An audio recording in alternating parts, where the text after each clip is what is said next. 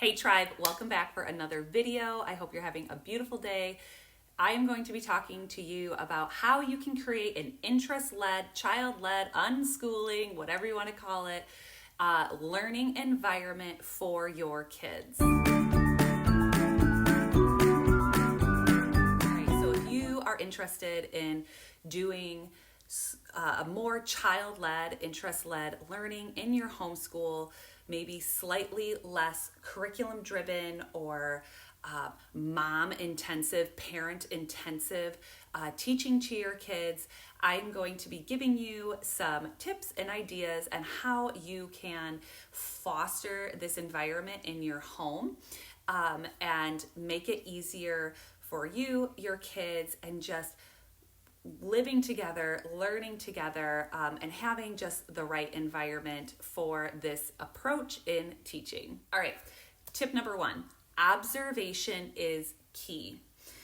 Start by observing your child. What lights them up? What puts excitement into their eyes?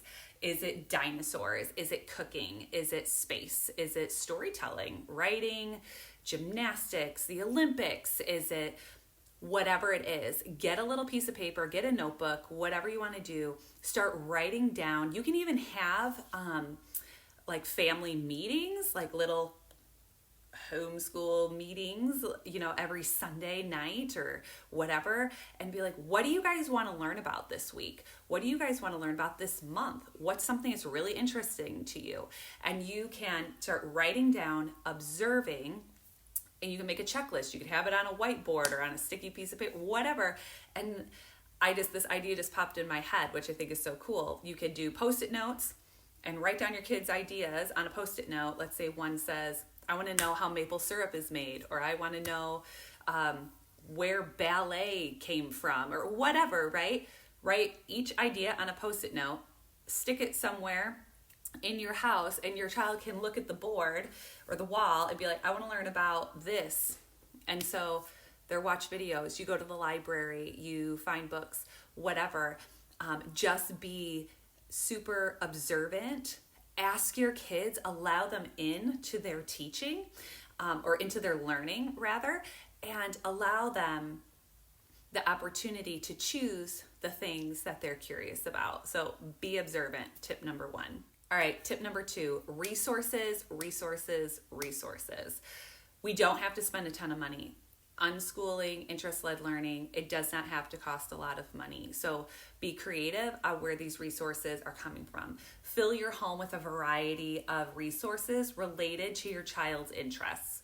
So this could be books from the library, books you can borrow from friends, documentaries like Curiosity Stream or any streaming platform that you have. Watch a lot of documentaries.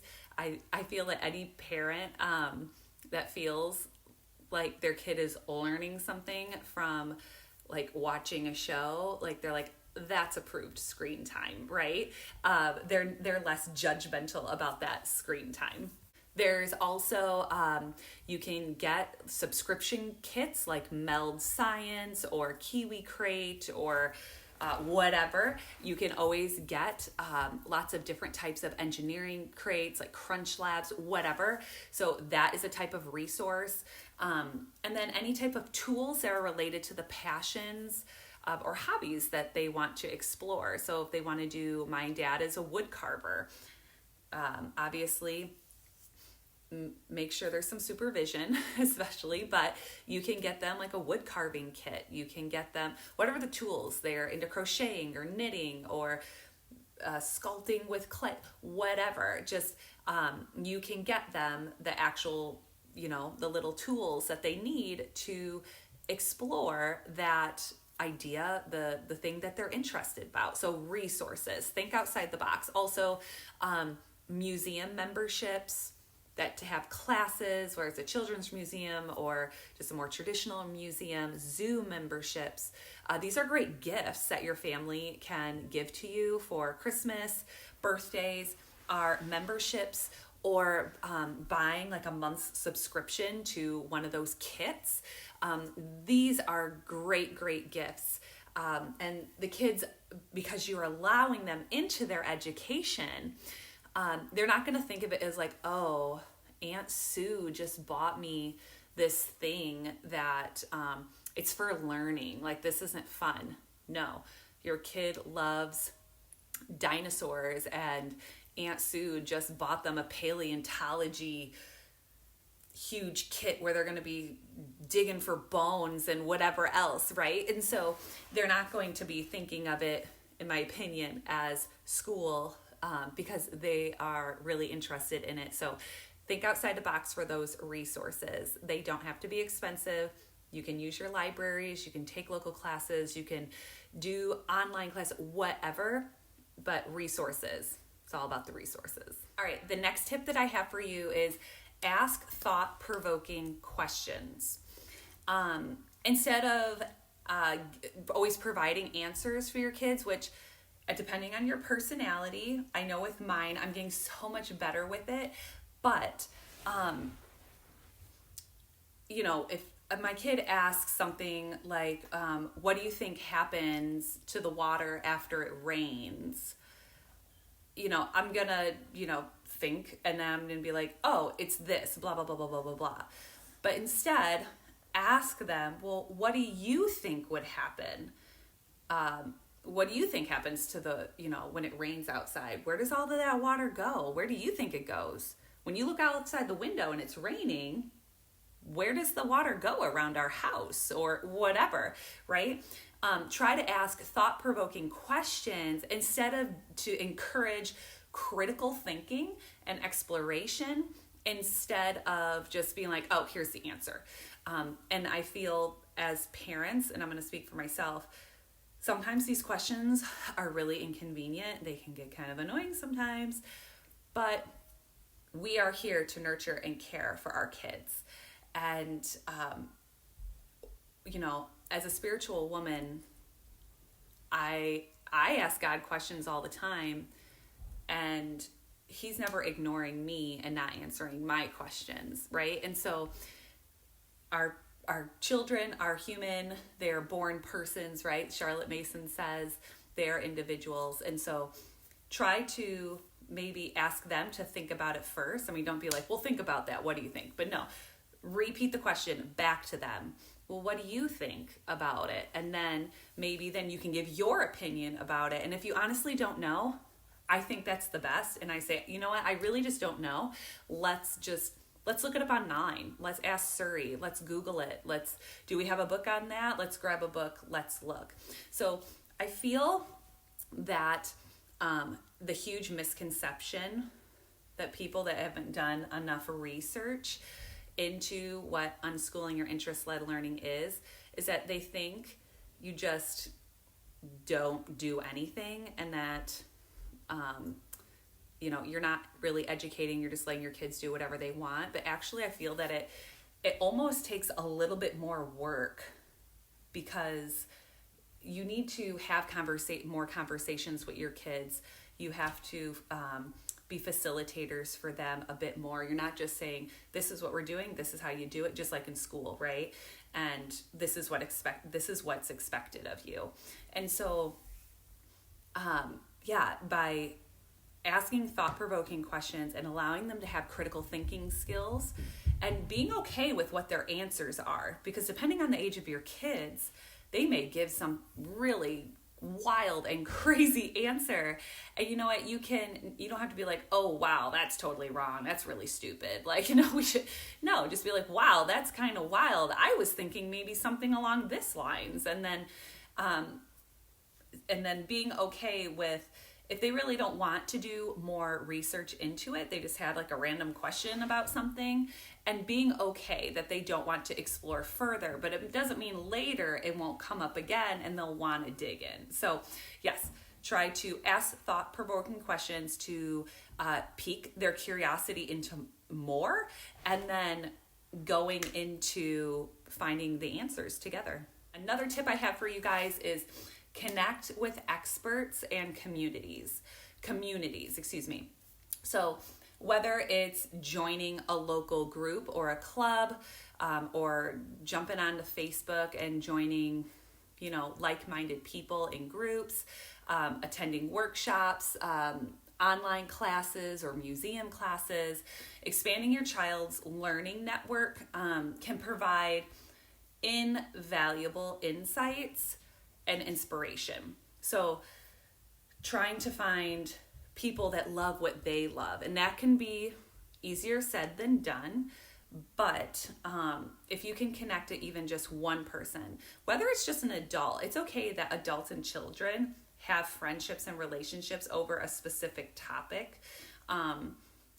Like if your kid is really into trains, and then there's like a local old man group of, like they do all like those train models and stuff, allowing your child to chit chat with the grandpas that are doing that train,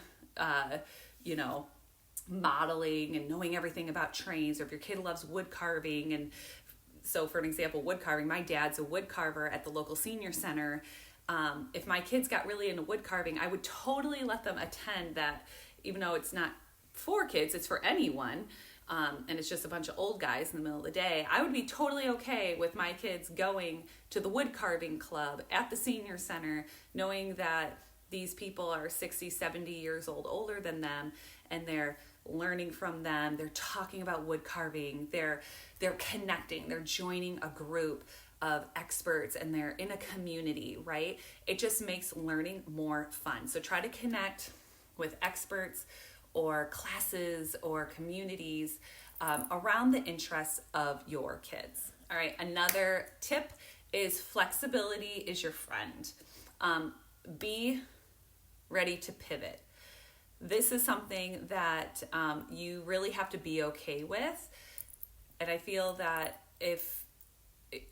I don't want it to come out wrong. I don't want to be like, because you're really judgmental, or if you're not yet fully invested in interest-led learning for your kids, or you just have like this expectation that, oh, you didn't spend enough time on this area to really know anything about it. Like, why do you want to do something else? Don't be like that. It's just encourage your child is still learning.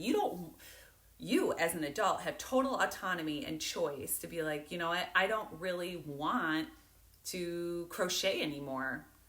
I don't really like doing it. I learned a little bit. I want to pivot. I want to do something else. And you're okay with yourself giving up that venture, that interest, that whatever. But yeah, I feel because we want to be in so much control over our children that we're like, oh no, you got to stick with it. Now, I'm not saying like, I'm all about finishing what you started, right? So if like my kids join a team sport and they really don't like it, that's okay that they don't like it. And we talk about that, but we're going to finish out the season because that's what we started, right? Like that's what we started.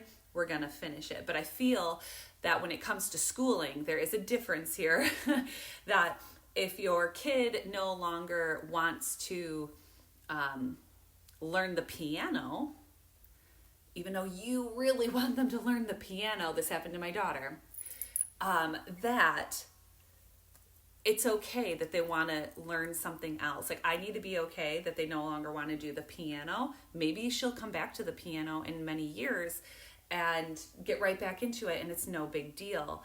So be ready to pivot. Interests can change, and that is okay. The goal is to support the love of learning, not to complete like a predefined curriculum. So to support the love of learning, right, without judging them too harshly for maybe wanting to pivot to something else. So just be like, flexibility is my friend. All right. And kids' interests change all the time, just like adults' interests change all the time. And it's okay. And the last tip I have for you is to document and reflect. Now, depending on your homeschool laws, depends how much you need to keep track of what your kids are learning. I live in the state of Illinois. We don't have to keep track of basically nothing. And I am very grateful. But if you are super type A and OCD and you want to keep track of absolutely everything, great, do it. Awesome. So keep track. So document and then reflect. Reflecting is very important. So keep track of what your child is exploring. This can be through journaling, this can be through blogs, this could be through photos, this could be through projects. I have friends that use the app, I think it's called Evernote, where they're taking pictures, they're typing in, like, what did we discuss today on this day with each kid? What did my kid do today? Oh, they watched a documentary. Oh, they wrote a little paragraph about that documentary. We played a math board game. We document what my kid did imaginative play and figured out some geometry about their magnetile shapes. I mean, literally document, but reflect. Be like, what did they do today? And what kind of education did we pull out of that today? Remember, this is how, like, the founding fathers learned too, you know, like, if you're doing some curriculum, great. There's no judgment in that. Be like, we did reading lesson number whatever, you know, do it. Awesome. But keep track of what your child is doing. Journal it, photos, blog, whatever, document the way you want. And reflecting on their journey helps them to see the progress, helps you see their progress and deepens their learning. So don't forget the reflection part while you're documenting. You guys, interest-led learning isn't just a method, it's a mindset. So remember that mindset. It's about seeing the world as your classroom, where every curiosity is an opportunity to learn. And it's okay if your kids don't want to go deeper into certain things. You don't want to go deeper into certain things either. We want to embrace this approach. You're not just teaching your children about the world, you're teaching them how to learn with joy, confidence, and enthusiasm. So let's turn loose those passions. Let's get into those pathways of those curiosities and turn them into something that you feel as a parent and your child feels is super meaningful. Because if your child is invested in the things that they want to learn about and you are all in like, I value what my child wants to learn, your relationship is going to grow and bond and deepen, and it's going to be awesome. Like, I am so encouraged for you guys, and know that I'm always praying for you and your journey. So remember that every child's interests are a gateway to endless learning possibilities. By fostering an environment that celebrates these interests, we're not just teaching our kids, we're inspiring them to become passionate, lifelong learners that our world desperately needs. So I hope you found value in this video, you guys. Give it a thumbs up, share it with a friend if you need to, comment below. I would love to hear all about your homeschooling, your worries, your fears, your wins, your big wins, and how you are hoping to incorporate more interest-led, child-led learning into your home. So we'll see you in the next video. Bye-bye.